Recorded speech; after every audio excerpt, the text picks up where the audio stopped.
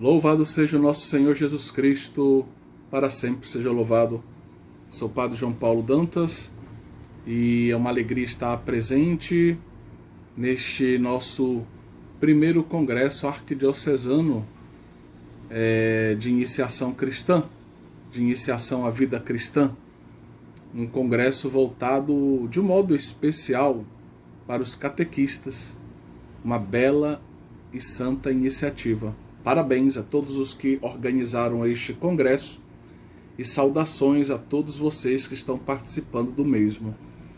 O tema que nos foi confiado foi o da unidade dos sacramentos da iniciação cristã. Então, você que conhece um pouco da nossa doutrina, você que é catequista ou que passou por um caminho de catequese, talvez queira se tornar um catequista, você sabe que nosso Senhor Jesus Cristo, no seu amor e na sua misericórdia, confiou à sua igreja 7 sacramentos.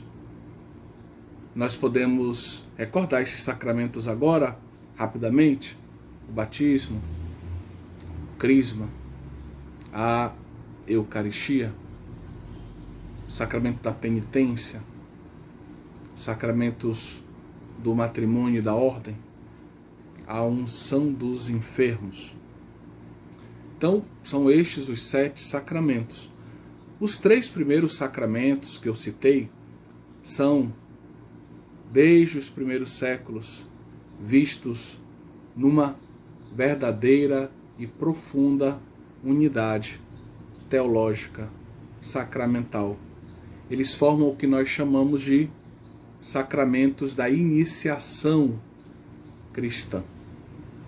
Então, na verdade, um cristão, para poder se dizer iniciado, para poder dizer que ele, por assim dizer, nasceu de um modo completo para a fé cristã e está já com todas as, vamos dizer, o seu corpo espiritual bem formado para viver a aventura, a beleza e os desafios da vida cristã, ele precisa ter percorrido um itinerário que inclui o recebimento destes 3 sacramentos. Sacramentos da iniciação cristã, isto é, o batismo, a Eucaristia e a confirmação. Bem, mas eu queria falar primeiro da unidade. Essa unidade é uma característica da nossa fé cristã. Então a gente tem que ir lá na raiz da unidade.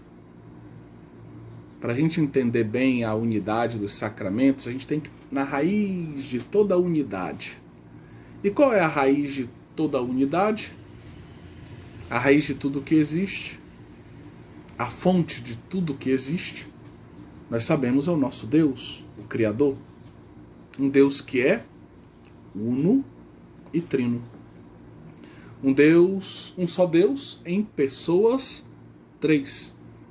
E aqui nós temos, justamente, olhando para o alto, olhando para a fonte da nossa vida humana e da nossa vida cristã, nós nos deparamos com esse Deus que é fonte de tudo que existe, fonte da unidade.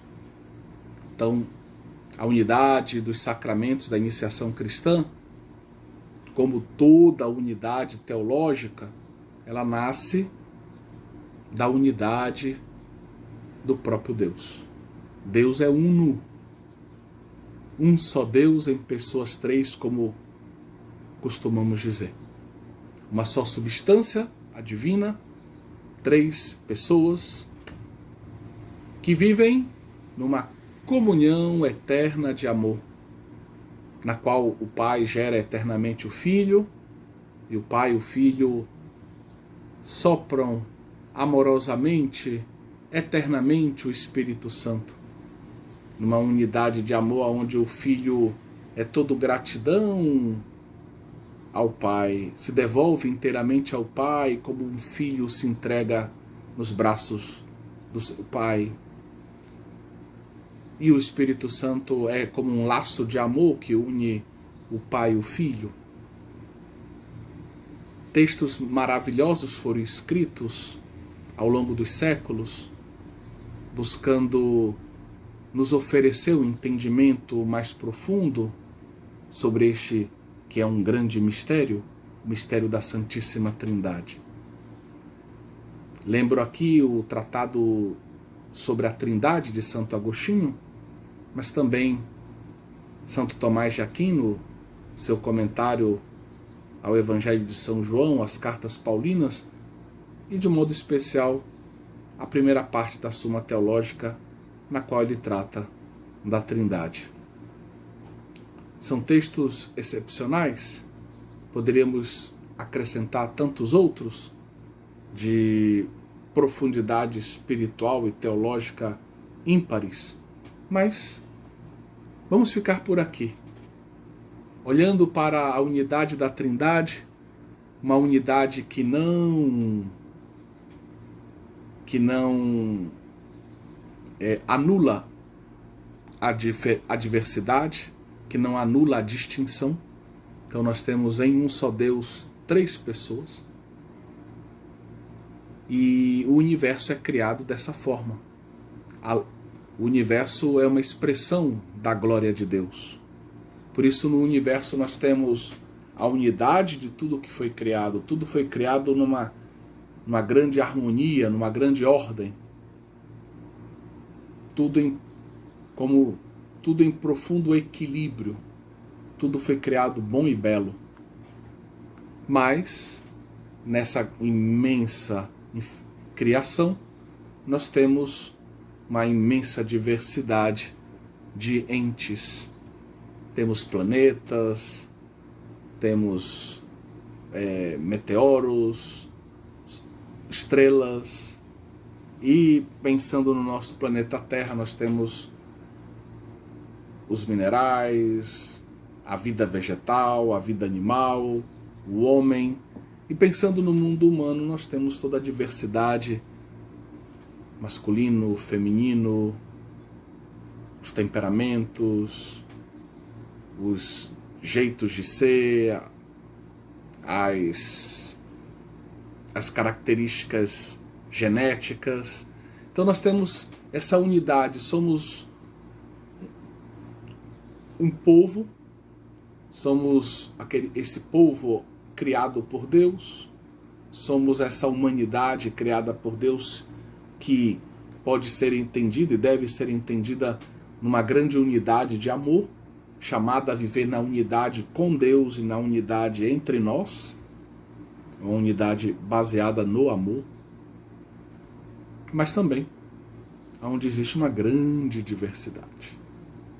Então, o mundo criado é marcado por isso, essa unidade e essa diversidade, essa unidade na diversidade, essa diversidade que no mundo criado significa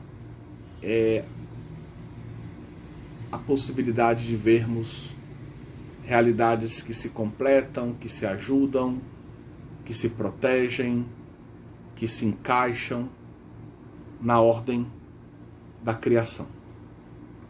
Mas a gente pode pensar então também na revelação. Podemos pensar no Deus que depois do pecado precisou chamar de volta o homem, revelar-se ao homem, e se revelou como o único e verdadeiro Deus a Abraão, e convidou o homem a percorrer a partir de Abraão um caminho de conhecimento de Deus, um caminho de amizade com Deus, um caminho de salvação. E aí, meus queridos irmãos e irmãs, nós temos na plenitude dos tempos, como diz São Paulo, a revelação chega ao seu ápice. Esse Deus que chama o homem ao conhecimento de Deus, à amizade com Deus, à salvação, envia o seu próprio Filho.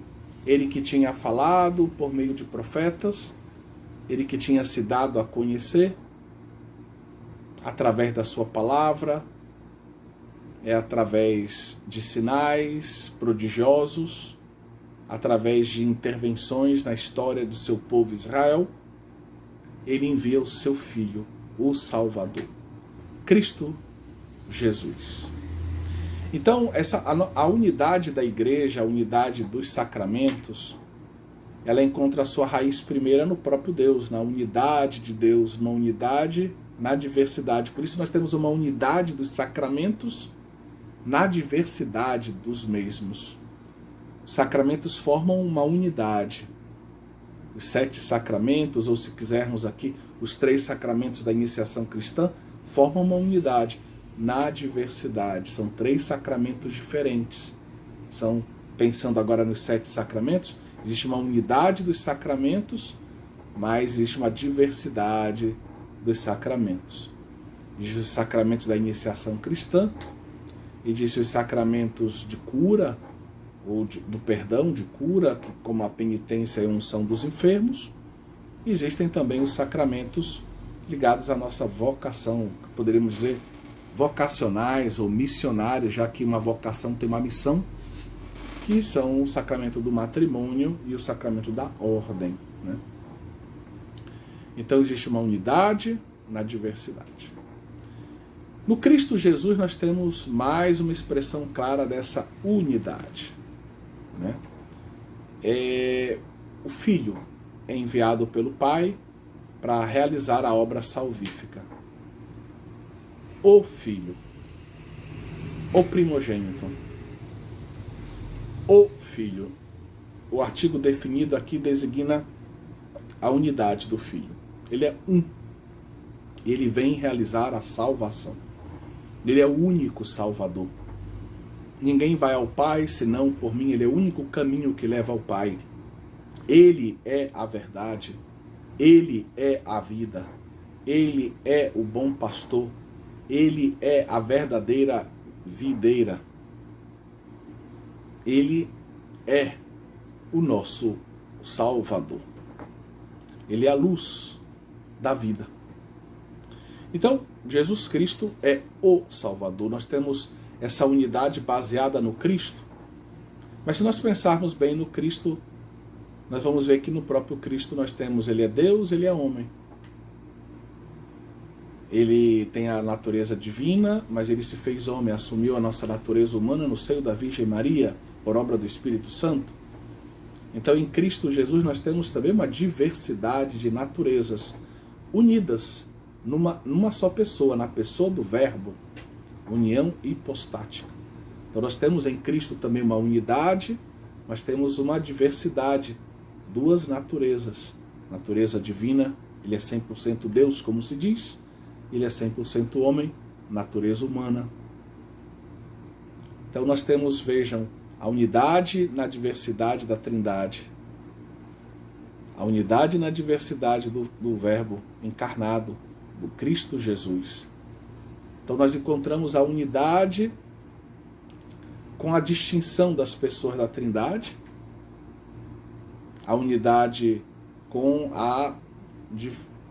as 2 naturezas de Jesus Cristo, nosso Senhor, verdadeiro Deus, verdadeiro homem. E nós temos também um outro elemento de unidade muito importante, que é o Espírito Santo. Esse Espírito Santo que é o laço de amor entre o Pai e o Filho. Assim como o Filho é enviado, vem em missão para realizar a nossa salvação, ser o único Salvador, a unidade da salvação, todos que se salvarem se salvam por Cristo Jesus. É o único caminho, o único Salvador. Mas foi enviado um único Espírito. É o Espírito do Pai e do Filho. É o Espírito Santo. É o laço de amor que une o Pai e o Filho. Esse Espírito agiu já na encarnação do Verbo. Esse Espírito acompanhou Jesus Cristo na sua missão, ungindo a sua humanidade para que Jesus Cristo pudesse cumprir perfeitamente a vontade do Pai. Esse Espírito foi soprado pelo Cristo ressuscitado, lá em João 20. Mas esse Espírito já foi dado por Jesus crucificado. Jesus, quando é crucificado, ele expira. O verbo expirar no Evangelho de São João, ele tem é utilizado um verbo particular para sugerir que Jesus está dando o seu Espírito. Não está só expirando pela última vez como qualquer pessoa antes de morrer, mas ele está concedendo o seu Espírito. Porque o Espírito Santo é um dom que chega até nós graças à morte e à ressurreição de Cristo. Por isso Cristo morre e ressuscita. Morrendo, ele nos dá o Espírito, ressuscitando, João 20, a partir do versículo 19, ele nos dá o seu Espírito também. Então, Jesus Cristo é aquele que conquistou o Espírito para nós. É o Filho que conquistou o Espírito divino para nós. Se nós podemos receber o Espírito Santo em nossas vidas, foi porque Jesus Cristo morreu numa cruz e ressuscitou. E o Espírito Santo que faz em nossas vidas, o Espírito Santo nos comunica o que Jesus Cristo conquistou para nós.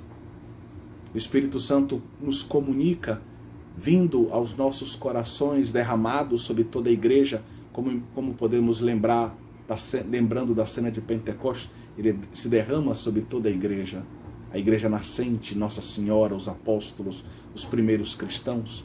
Mas ele também vem ao nosso coração, como São Paulo recorda na carta aos Romanos, capítulo 5, versículo 5.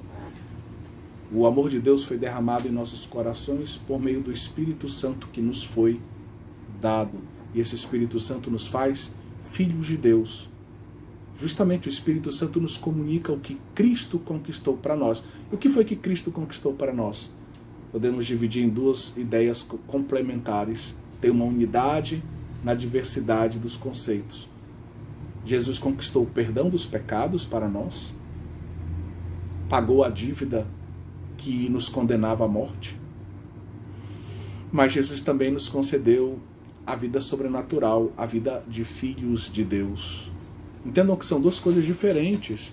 Uma coisa é se você tem uma grande dívida, alguém vai com muita bondade e diz: eu vou pagar a tua dívida. E você, depois que a dívida é paga, nem deve nada, nem tem nada. E outra coisa é alguém que paga a tua dívida e te diz: olha, está aqui mais um cheque em branco para você viver uma vida de filho de Deus. Você tem tudo o que precisa para ser um bom filho de Deus. Te dou o meu Espírito. Então Jesus, ele paga os nossos pecados e ele nos concede o seu Espírito, o Espírito dos filhos de Deus. Ele nos perdoa dos pecados e conquista uma vida sobrenatural, uma vida filial para nós podermos viver como filhos. Mas não poderíamos viver como filhos, só imitando Jesus, sem ter dentro de nós uma presença divina que nos capacitasse a viver a vida cristã de verdade. E é o Espírito Santo que é colocado dentro do nosso coração pelo amor que nos foi dado no batismo, também na confirmação e também na Eucaristia. Daqui a pouco a gente fala um pouco mais disso. Então o Espírito Santo, ele vai habitando em nosso coração e presente no nosso coração, ele vai nos conformando. Ele comunica a nossa vida, o que Cristo conquistou para nós, ele vai nos fazendo viver uma vida de autênticos discípulos de Cristo.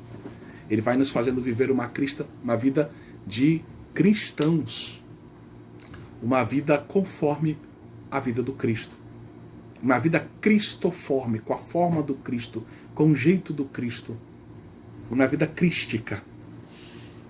E nos fazendo viver uma vida crística, cristoforme, o Cristo é o Filho, ele nos faz viver uma vida filial. E é por isso que São Paulo recorda que o Espírito Santo é que não só nos permite chamar e viver como discípulos de Cristo, dizendo: Jesus é meu Senhor, mas o Espírito Santo é aquele que é capaz de me fazer viver uma vida de filho, que diz, não só com palavras, mas com a própria vida: Abba, Pai. Abba, Pai. Então nós temos, vejam, a unidade da Trindade, a unidade do Salvador e a unidade do Espírito. E agora a gente pode então ler um trecho da carta de São Paulo aos Efésios, capítulo 4, o versículo 4 a 6. Efésios 4, do versículo 4 a 6. Há um só corpo, um só Espírito, como também uma só esperança a que fostes chamados.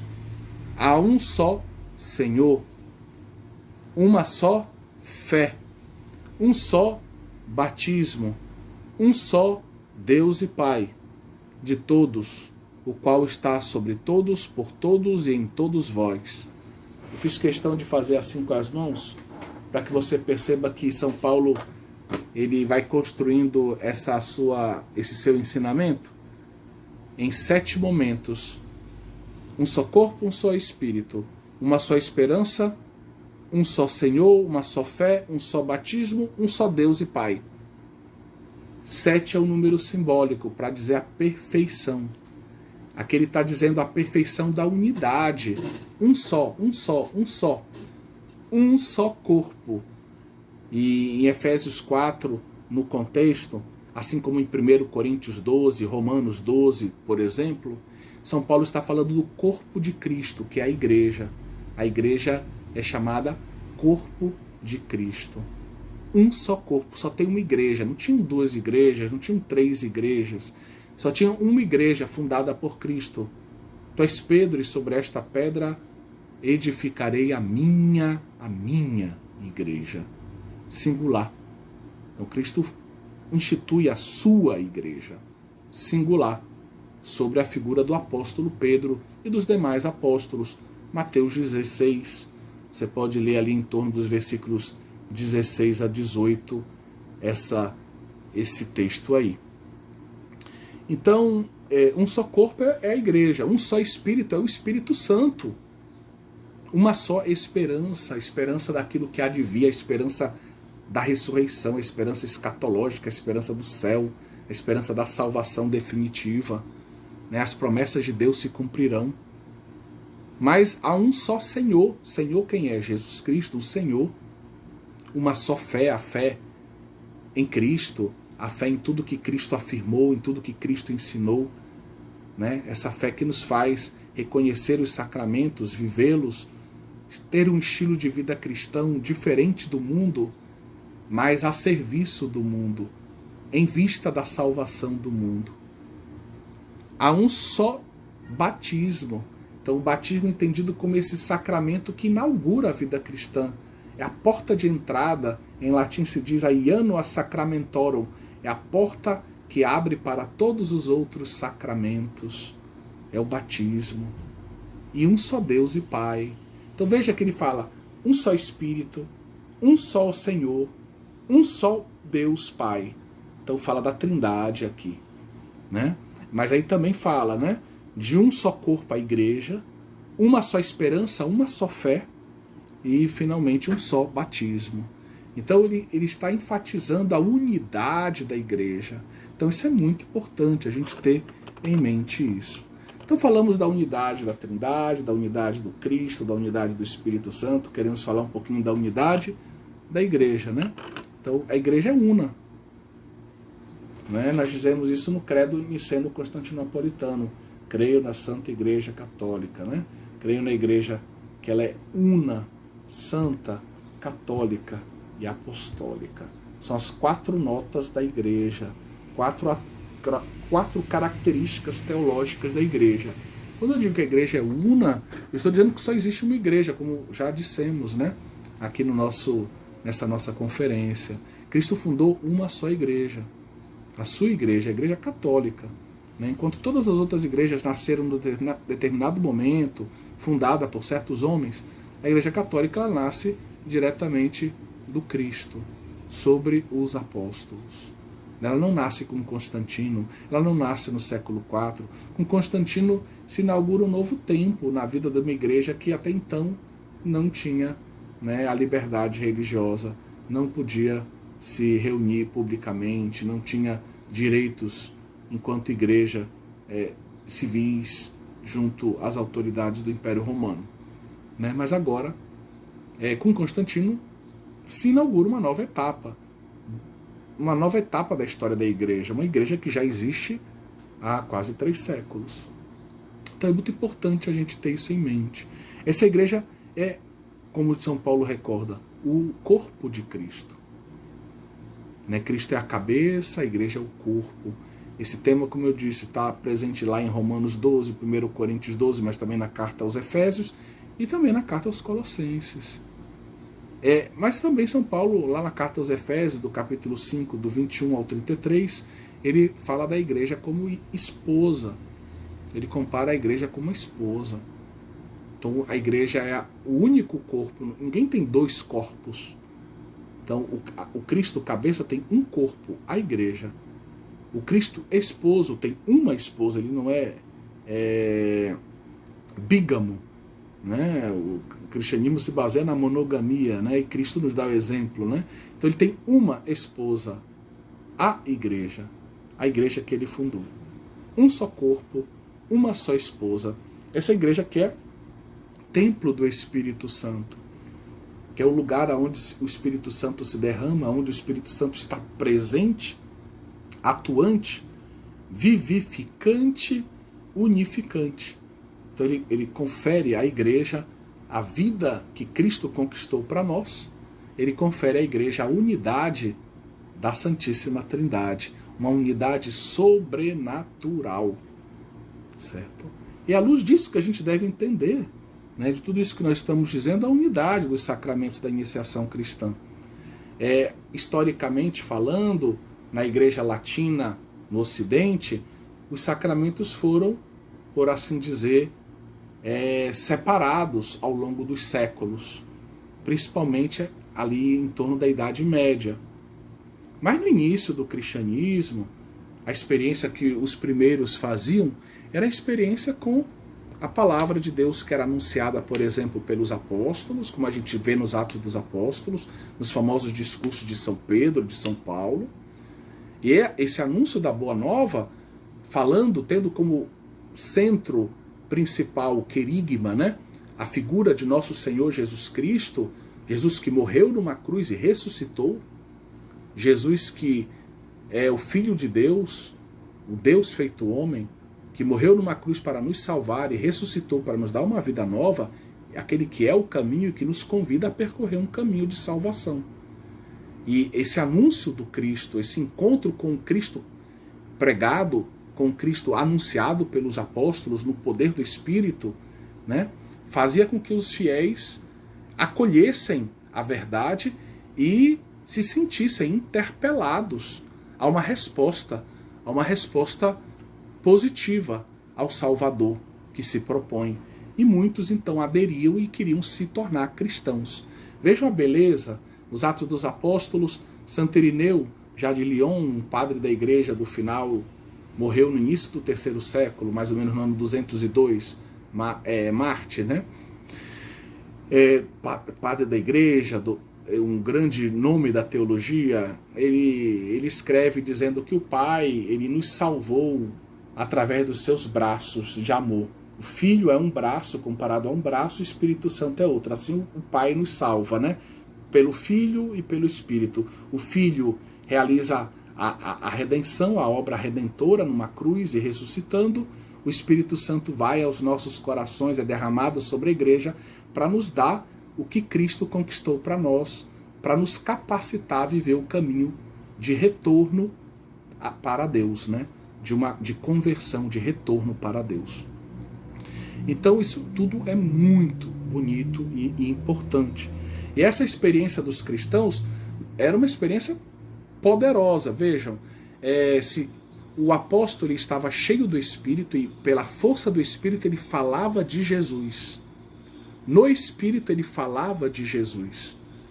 E as pessoas que escutavam os apóstolos, elas eram preparadas interiormente pela graça de Deus. A graça de Deus secretamente, prevenientemente, né, preparatoriamente, agia nos seus corações, preparando os corações dos ouvintes.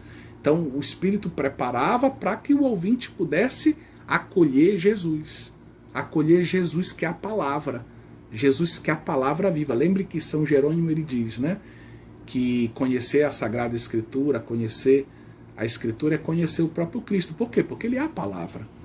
Então, na hora que o apóstolo prega a palavra, ele está anunciando Cristo. Evangelizar e levar Jesus Cristo ao mundo, diz Paulo VI na Evangelii Nunciandi, né? É levar Jesus Cristo. Então, quando o apóstolo anuncia o querigma, fala de Jesus que morre numa cruz, que ressuscita, ele está permitindo o encontro entre Jesus Salvador e o fiel.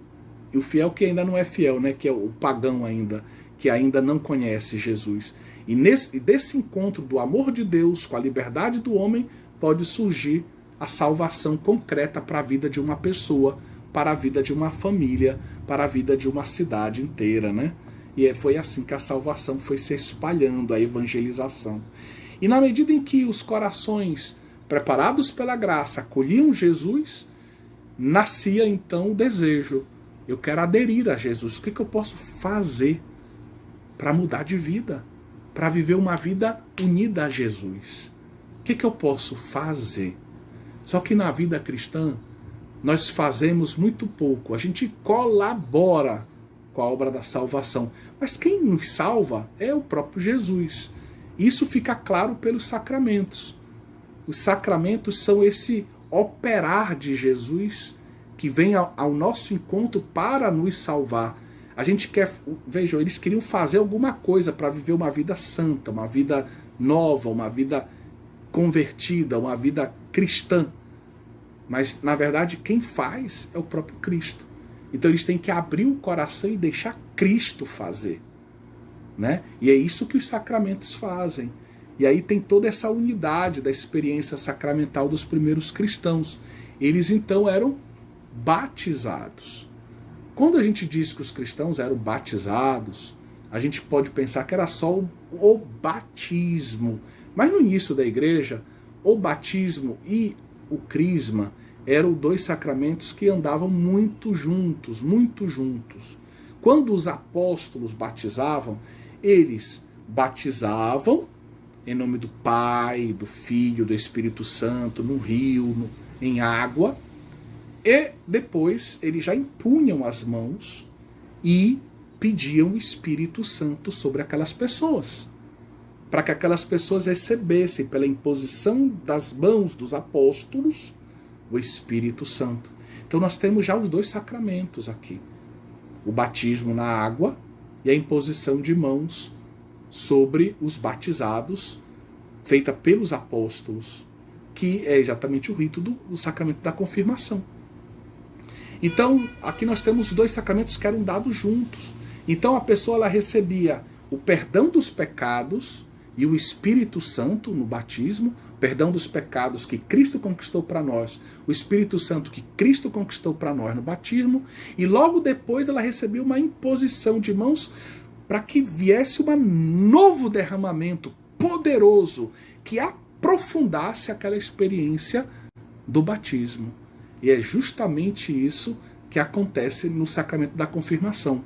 Se a gente pegar o Catecismo da Igreja Católica e ver quais são os efeitos do sacramento da confirmação, nós vamos ver que o Catecismo da Igreja Católica, usando vários verbos, diz que, no fundo, o sacramento da confirmação reforça, fortalece, aprofunda, né, amadurece tudo que o batismo nos deu.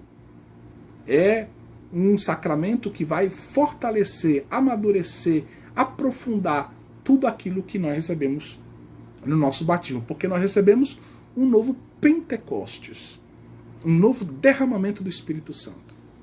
E tanto no batismo quanto na confirmação a gente sabe que junto com a graça sacramental, que é um dos efeitos do sacramento, a gente recebe também o caráter. A nossa alma é marcada para sempre. É uma experiência que marca para sempre. Quem faz a experiência com o batismo sacramental, com a confirmação, fica marcado para sempre, muda. E isso é o que nós chamamos de caráter sacramental, que é um selo espiritual indelével. Um selo espiritual conferido pelo Espírito Santo. Espiritual também porque é na nossa alma, não é visível, não é corporal, corpóreo. Mas é indelével. Ninguém pode arrancar, ninguém pode tirar, nem eu mesmo. Eu posso até ir para o inferno, mas eu vou com um selo indelével. Ou seja, é uma marca que diz a quem eu pertenço. Eu pertenço a Cristo, eu pertenço em Cristo Jesus a Deus. Ele pagou o preço da minha salvação. eu trago a marca do Cristo em mim, a marca dos eleitos, a marca dos filhos de Deus. Que bonito isso, que belo isso. E a confirmação aprofunda isso. Então vejam que tem um nexo de unidade profundo entre batismo e confirmação, né? No decorrer da história, nós sabemos, o cristianismo vai enfrentar um grande desafio. Nos referimos já à figura de Constantino, o imperador, que vai, num primeiro momento, oferecer aos cristãos a liberdade religiosa e, num segundo momento, vai até,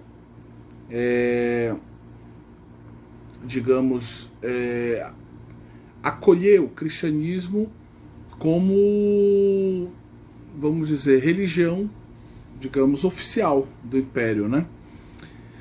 Então nós temos um momento de uma mudança que a gente poderia dizer epocal. O cristianismo passa de perseguido a ser uma religião livre e até ser a religião, digamos, principal do império, né? É um tempo muito interessante, mas desafiante, porque de repente muita gente começa a se converter ao cristianismo porque teve um encontro com Cristo, mas outros tantos se convertem ao cristianismo por uma conveniência social política. E já não são pessoas que tiveram um encontro pessoal com Cristo e amadureceram, à luz deste encontro, a decisão de orientar toda a sua vida para Cristo e o seu Evangelho, para percorrer o caminho da salvação que Cristo propõe, que é o próprio Cristo, no fundo. E aí o cristianismo começa a ter que lidar com, digamos, um papel, uma missão pública nova, né?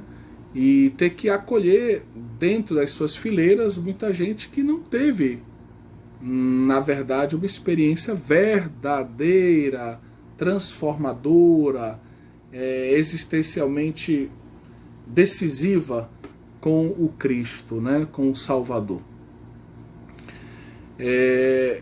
Os números dos fiéis e a difusão da fé faz com que nós tenhamos soluções diferentes no exercício da missão da igreja de levar aos homens a salvação, que é Cristo por meio, né, dos sacramentos. Porque entendamos que por meio dos sacramentos, quem é que, no fundo, quem é que está presente? Quem é que realiza os sacramentos? Cristo. Em cada celebração sacramental, Cristo é o garante da eficácia daquele sacramento, da validade, da autenticidade, né, do realismo dos efeitos daquele sacramento. Então, Cristo está presente na igreja, Cristo está presente e atuante na igreja, e Cristo continua a pregar a boa nova e a oferecer a salvação aos homens, concreta a salvação, através dos sacramentos. Então é Ele que preside os sacramentos, no fundo, através dos ministros ordenados, que são seus meros representantes sacramentais. Mas é Cristo quem batiza quando Pedro batiza. É Cristo quem batiza quando João batiza. É Cristo quem batiza quando Judas batiza. Né? E estas palavras são de Santo Agostinho, do século IV, e mostram esse entendimento claro de que é Cristo quem realiza os sacramentos. Que os sacramentos são um encontro com Cristo presente, vivo, ressuscitado. O Cristo que concede o seu Espírito, que sopra o seu Espírito. É como o Cristo cabeça que concede a vida ao corpo. É o Cristo esposo que dá a sua vida pela esposa. É o Cristo que sopra o seu Espírito sobre a sua amada igreja, né? Então, a experiência do sacramento é a experiência com Cristo. É uma experiência com Cristo.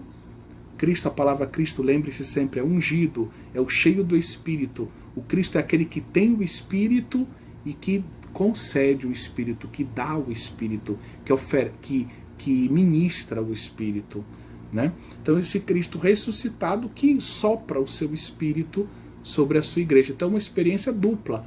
É uma experiência com Cristo e, sendo uma experiência com Cristo, uma experiência também com o Espírito do Cristo, com esse Espírito que o Cristo nos concede.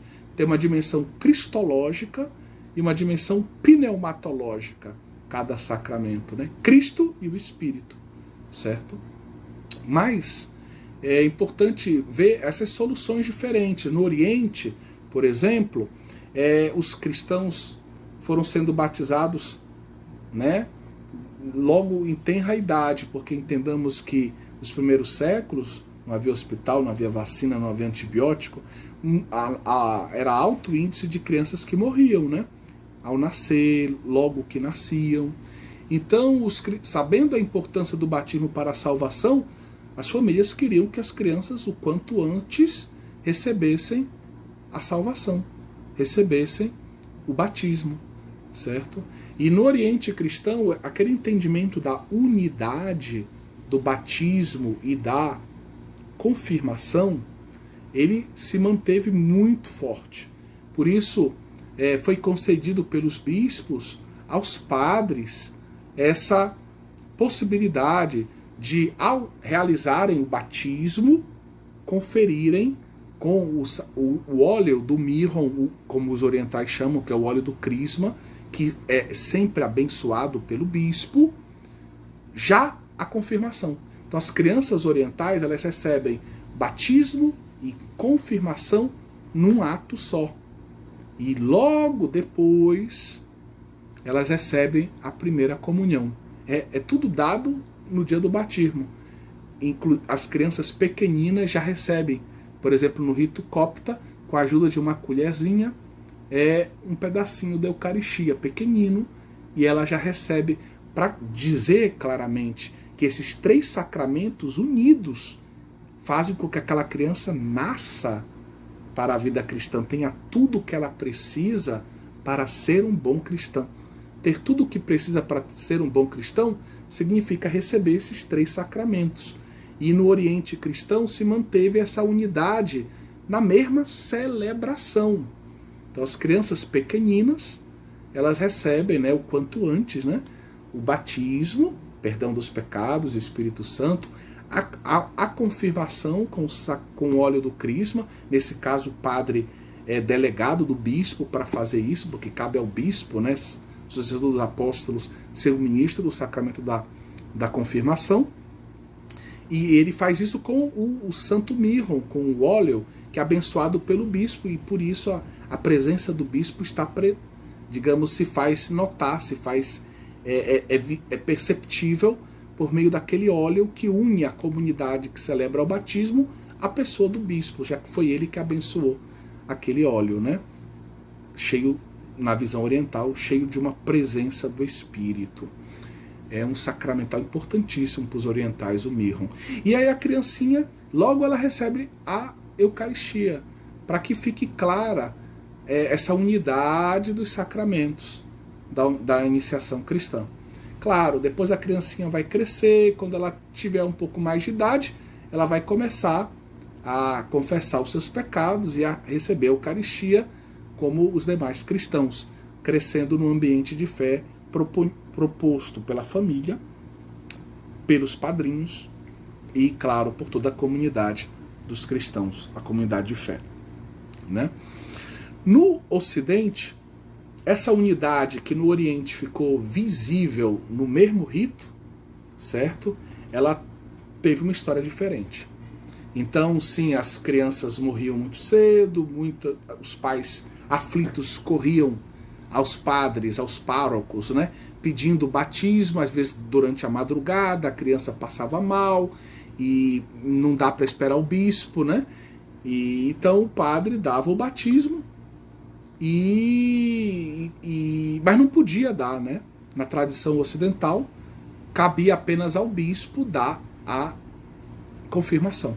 Então, quando o bispo vinha visitar aquela paróquia, se fosse longe, né, da sede do bispo, às vezes demorava um pouco. Quando ele vinha, então ele crismava, por assim dizer, as crianças, os adolescentes, os jovens que estavam precisando receber esse sacramento. Então o batismo era dado logo que a criança nascia, e o sacramento da confirmação ficou reservado ao bispo, que quando visitava a paróquia, então oferecia àqueles que estavam preparados, né, aquele sacramento, né?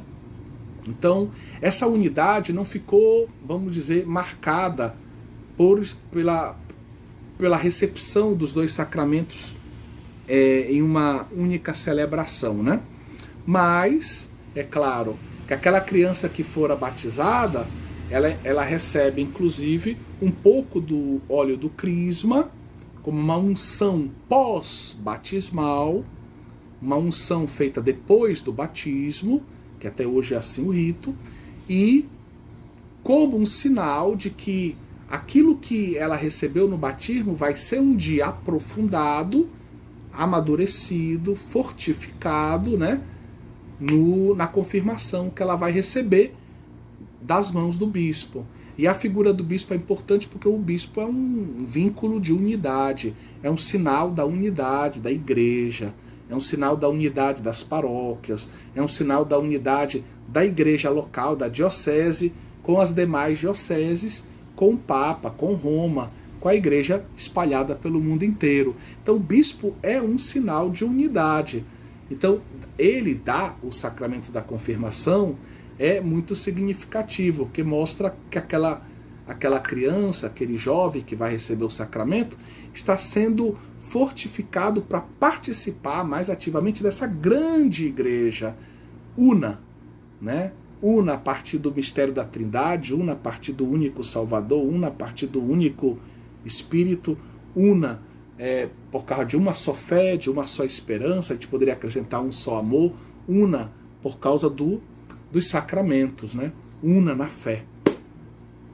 Então isso é muito importante a gente entender isso. Foi assim que se desenvolveu essa parte, assim que se repartiu, por assim dizer, esses dois sacramentos que eram dados juntos, eles começaram a ser dados separados. Para, por um lado, atender a salvação das criancinhas, para que todo mundo pudesse receber o batismo quanto antes, em vista da salvação das almas, caso alguém morresse, morria batizado, e por outro lado, reservando ao sucessor dos apóstolos, o bispo, o ministério de administrar, né, a missão de administrar esse sacramento, esse aprofundamento do batismo, a partir da importância da sua missão, que é de ser um vínculo de unidade, um sinal visível da unidade da igreja, né? E que não deixa de ser muito importante para o sacramento da confirmação. Porém, como às vezes o bispo demorava muito tempo para visitar suas paróquias, hoje o direito canônico fala de o bispo deve visitar todas as paróquias da sua diocese a cada 5 anos, mas isso é uma novidade que vem do Concílio de Trento, século XVI. Então, às vezes a diocese muito, muito grandes, o bispo não conseguia, e aí quando chegava lá já encontrava adolescentes. Então o que faz entre a tenra idade, a criancinha que foi batizada e o adolescente? Se oferecia a catequese. Ou seja, era preciso que a igreja desse a catequese, ajudasse os pais na catequese. Então o padre, as freiras, né, os fiéis se organizavam para passar para as crianças a catequese. De um modo muito simples, é assim que nasce a catequese, digamos, para a primeira comunhão. Então, entre o batismo e a confirmação, acaba se colocando ali no meio a Eucaristia como o sacramento que está faltando, né? Que o padre pode dar, não precisa esperar pelo bispo, que pode demorar, e que então pode ser dado pelo próprio padre. O padre pode dar a catequese com os fiéis, com alguma pessoa de boa vontade, de boa formação, e a criança recebe a primeira comunhão, certo? Então é assim que nasce essa catequese para a primeira comunhão.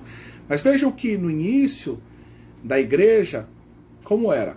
No início da igreja, então, o fiel que queria percorrer o caminho do catecumenato, ele fazia um caminho de 2, 3 anos de formação.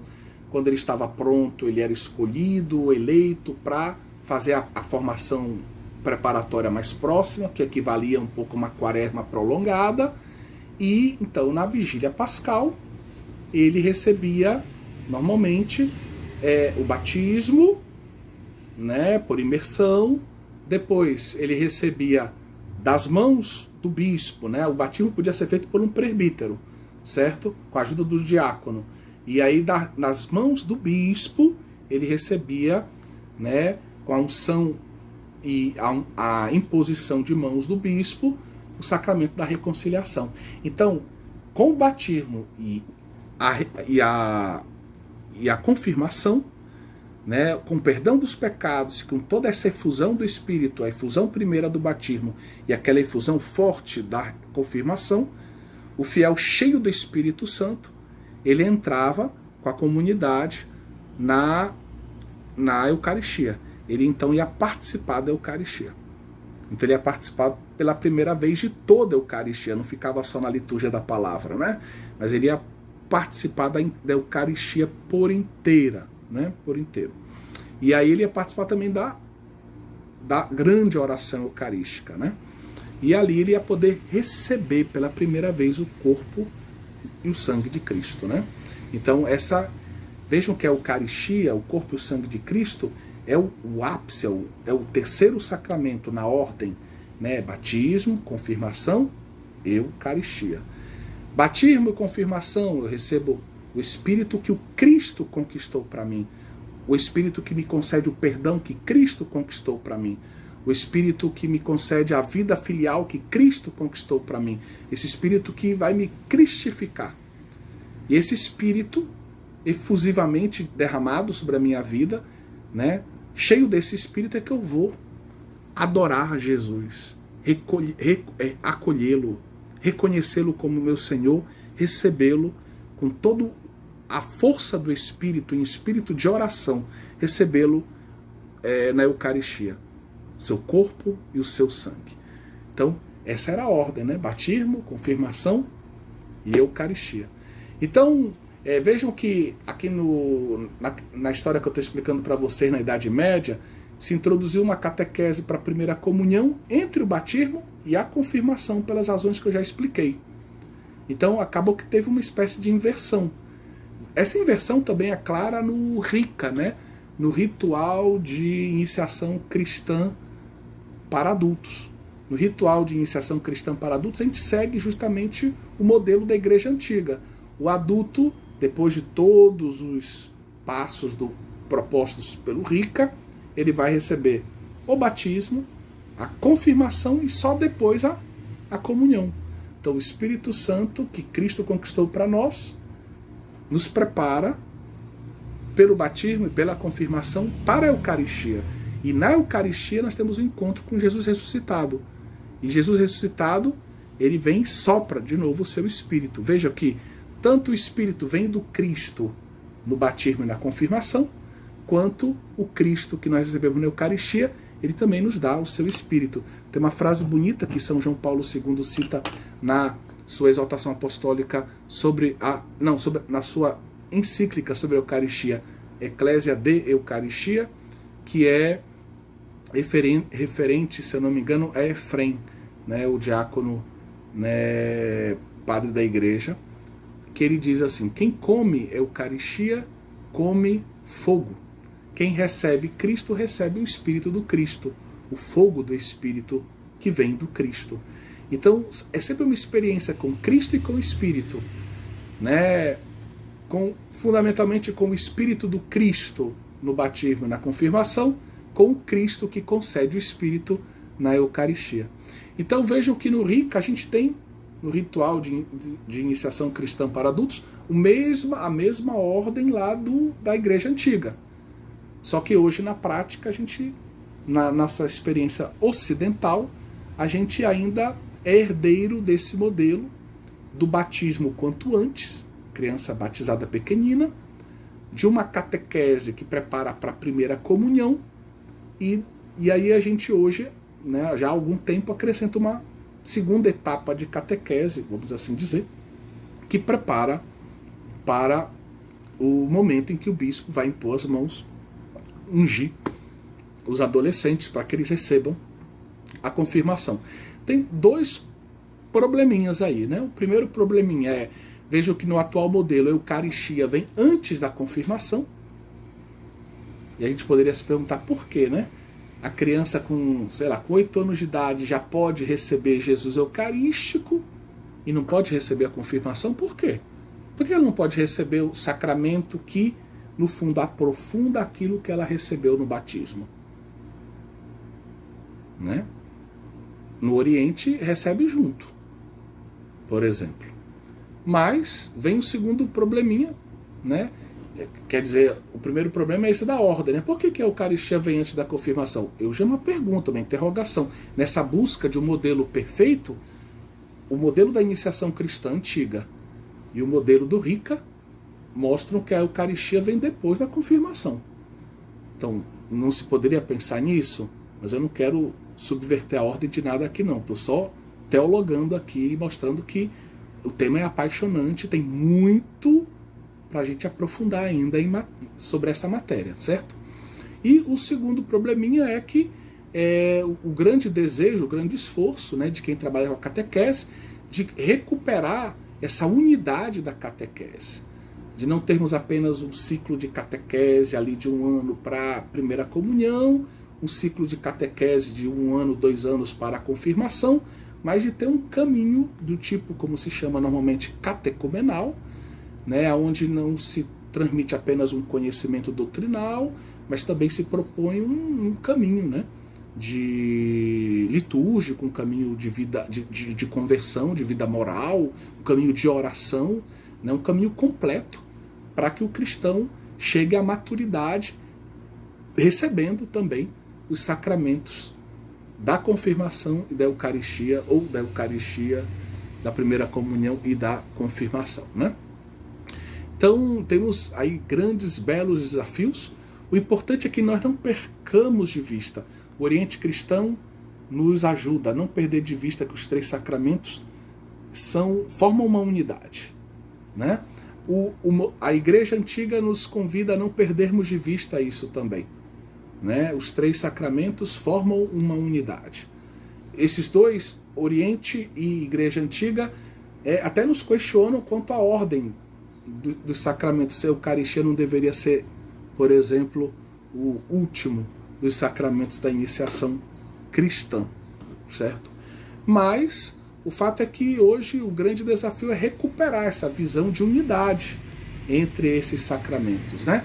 Uma unidade que a gente consegue, a gente pode crescer na compreensão dessa unidade a partir do mistério da Trindade, do Cristo, do Espírito Santo, do mistério da própria Igreja, da sua unidade, né?